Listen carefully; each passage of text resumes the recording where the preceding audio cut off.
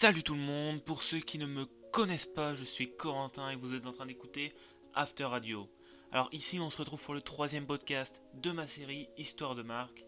Si tu n'as pas vu les deux premiers, n'hésite pas à aller y jeter un coup d'œil.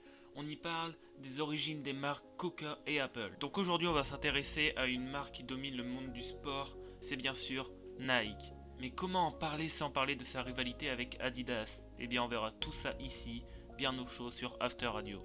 Bill Bowerman, un entraîneur d'athlétisme, et Phil Knight, étudiant, sont tous deux passionnés d'athlétisme. Alors ils se rencontrent dans un club de sport lorsque Bill entraîne Phil.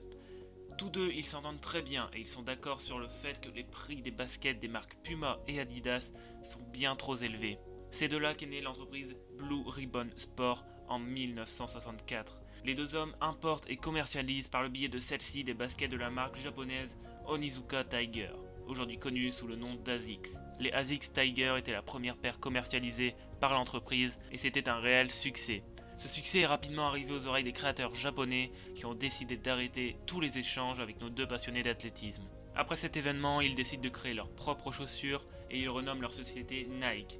C'est une référence à la déesse de la victoire Nike qui est très présente dans la mythologie grecque. Ensuite, les deux hommes attribuent un logo à leur marque, mais en conséquence du peu d'argent, ils demandent pour 35$ à une étudiante en art graphique de leur faire. Le logo est encore aujourd'hui le même et c'est une version stylisée de l'aile de la déesse grecque Nike. La firme est déjà très populaire et en 1984, la marque signe un partenariat incroyable avec le plus grand basketteur de tous les temps, Michael Jordan.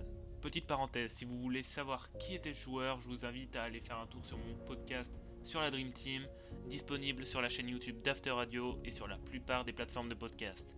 Les Nike Air Jordan font connaître la marque et son célèbre slogan dans le monde entier, Just Do It. Tout le monde le connaît, mais très peu savent d'où il vient. Eh bien, il est inspiré des dernières paroles d'un Américain condamné à mort qui avait dit « Let's do it » qui signifie « faisons-le ». Les créateurs l'ont modifié pour qu'il soit traduit par « juste fais-le ». D'ailleurs, si tu connaissais l'origine du slogan, n'hésite pas à me le dire dans les commentaires. Alors, je vous en ai parlé au début du podcast, on va finir ce podcast en parlant de la rivalité entre Adidas et Nike. L'histoire d'Adidas commence lorsque son créateur, Adolf Dassler, crée à l'aide de deux cordonniers une paire de baskets en cuir qu'il souhaitera vendre par la suite à des athlètes. Pour cela, sa paire doit répondre à trois besoins essentiels: la performance, la protection contre les blessures et la solidité. Il optimise cette paire durant plus de 4 ans et il la vendra à un coureur afro-américain en 1936, Jesse Owens, qui s'impose sous les yeux d'Hitler, dictateur nazi, en pleine montée de la puissance du parti nazi. Dassler crée officiellement la marque Adidas en 1949, tandis que son frère, Rudolf, fonde la marque Puma. Vous connaissez très certainement les Stan Smith d'Adidas, aujourd'hui portés par 10% des Français.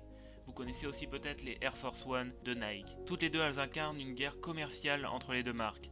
Prêtes à tout pour gagner en popularité, elles n'hésitent pas à se disputer des parrainages avec des célébrités. Alors il y a quelques minutes, on a parlé de Nike avec Michael Jordan, mais en 2015, le rappeur Kanye West a rompu subitement son contrat avec Nike pour en signer un chez la marque aux trois bandes. Un des fondateurs de Nike, Philip Knight, certifie, à la fin c'est toujours celui qui n'a pas peur de perdre qui gagne. Voilà, on est déjà à la fin du troisième podcast de ma série Histoire de marque. Alors dans le prochain épisode, on s'attaquera à un gros morceau de l'industrie du vêtement de luxe. Je vous en dis pas plus, comme ça je garde un peu de suspense. On se retrouve très vite sur After Radio, c'était Corentin.